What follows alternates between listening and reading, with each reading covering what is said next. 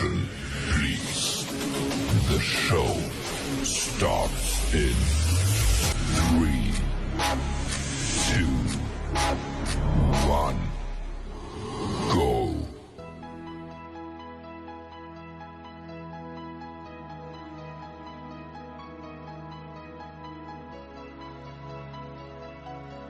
Hi everyone, today we will be presenting on the topic of sustainability performance measurement, often referred as SPM.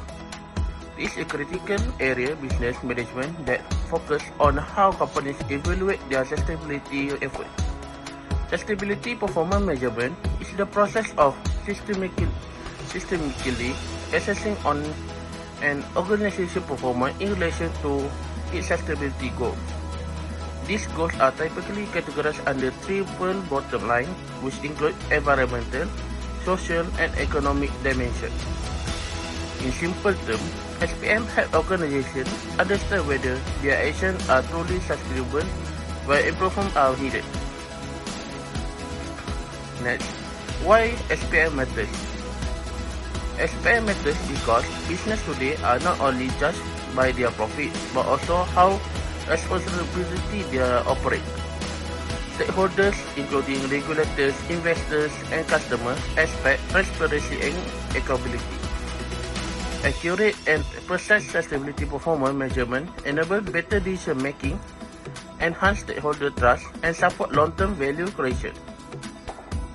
There are 4 types of SPM, which first, isolated indicators. Simple individual metrics often used with integration. Next, in indicator frameworks, structured sets like Global Reporting Initiative. Next is Sustainability Balance Scorecard, a strategic tool that integrates sustainability in company strategy. And lastly, Sustainability Performance Measurement System, the most comprehensive and effective method combining strategic relevant with a robust data integration. Among these, SPM is considered the ideal because it balances both accuracy and precision. Despite its importance, SPM faces several challenges, which the first one is a giggle effect. Giggle effect is a garbage in, garbage out, which poor quality data result in unreliable performance outcome. Next challenges is a street light effect, where companies only measure that what easy to quantity, not what truly matters. This issue can lead to misleading conclusion and must be addressed through better indicator design and data practice.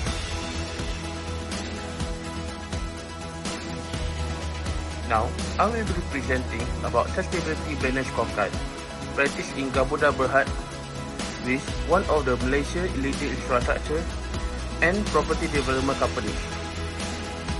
The SBSC is an extension of the traditional balance scorecard that integrates sustainability, especially environmental, social, and governance, which ESG, into an organization performance measurement system. While Garuda doesn't explicitly use the term SBSC in sustainability strategies and practice strongly, it reflects the SBSC framework. Now, what is SBSC? The SBSC consists of 4 main perspectives, which financial, customer or stakeholders, internal process, and learning and growth. What makes SBSC different that incorporates sustainability goes into this area? So, companies are not only measured by profit, but also how they treat the environment, society of their people. Now, let's look how Garuda applies SBSC in their practice. From the financial perspective, Garuda invests in a green certified project such as Garuda Co and Horizon Hill, which follow the Green Building Index or GBI standards. This project not only generates revenue but also demonstrates environmental responsibility, meeting the expectation of the investors. From the customer stakeholder perspective, Garuda infrastructure project, especially the MRT Kota Jaya line, are designed to reduce urban congestion or lower carbon emission. This project shows how Garuda meets public needs while contributing to environmental sustainability. Next is SPSC in Gamuda continue. Moving to the internal process perspective, Gamuda use innovative construction methods like Digital Industrial Building System or Digital IBS. This system allows prefabrication of the building component into the factory, which reduce construction waste and shorten building time. Ensure better quality. It is a good example of how operation process can be both efficient and sustainable. Lastly, in the learning and growth perspective, is a reflect through is a Gamuda Excellent Transformation Program, is GET program. This initiative focuses on training and upskilling employees in areas like sustainable engineering and digital construction. Gamuda understand that sustainable also needs a future-ready and knowledgeable workforce. One of the examples of SPSC in the Gamuda is MRT Putrajaya Line project, which MRT Putrajaya Line, where Gamuda used digital IBS to construct the rail system. Through this project, Gamuda reduced the on-site pollution, noise and waste, increasing safety and efficiency financially. The approach lowered construction costs and delays. It also met a public demand for a clean and reliable public transport and gave employee opportunity to learning new skills. This project perfectly illustrates how a single initiative can support four perspectives of the SBS. Now, I will be presenting about sustainability supply chain management practice in Nestle Malaysia. Sustainable supply chain management or SSCM refers to integration of environmental, social and ethical practice into every stage of the supply chain. This involves sourcing material responsible, reducing environmental impact, and ensuring fair treatment of workers across all process. In the case of Nestle Malaysia, SSCM is part of the company commitment to create share value, which means generating benefit not only for the business but also for the society and the planet. At Nestle Malaysia, SSCM practice through several integrated strategies. First, the company implement the Nestle Responsible Sourcing Standard, which all suppliers must follow. This standard requires to avoid illegal deforestation, uphold human rights, and ensure ethical labor practice. Additionally, Nestle supports smallholder farmers by providing training, providing farming in sustainable farming training. This helps improve agriculture productivity while protecting the environment. The company also invests in the digital tools such as blockchain and supply chain mapping to the track of origin ingredients and ensure full transparency and traceability. How SSCM practice in Nestle? In practice, SSCM is embedded into Nestle Malaysia daily operations. Suppliers are regularly audited and monitored to ensure compliance with the sustainability requirement Nestle provides. Environmental sustainability is also emphasized in the company's own facility. Nestle uses renewable energy, reduce water usage, and minimize waste. The company logistics and packaging are also optimized to reduce carbon emission and plastic pollution. For example, sustainable palm oil sourcing. A clear example of SSM in action in the Nestle approach to the sourcing palm oil. Palm oil is widely used in many Nestle food products, but its production is often associated with the deforestation and labor exploitation. To address this, Nestle sources palm oil that is certified in the round table on sustainable palm oil, which is RSPO. The company also ensures that its palm oil suppliers meet the strict environmental and social standards. More than 95% Nestle Malaysia palm oil is now traceable in the mill level and growing portion is traceable to the plantation level. This traceability helps company verify that its palm oil does not contribute environmental damage and human rights violation. Nestle also has a relief mechanism to handle complaints related to the unsustainable sourcing. In the case of Garuda, which operates in the construction industry, the Sustainability Balance Scorecard or SBSC brings some strong benefits. One of the key advantages is that it encourages a more holistic approach to performance. Instead of focusing only on profit, Garuda also tracks environmental and social goals, which means their business is more balanced and holistic. It also helps them communicate better with stakeholders like investors, clients, and government agencies who are now paying more attention to ESG, which is environmental, social, and governance performance.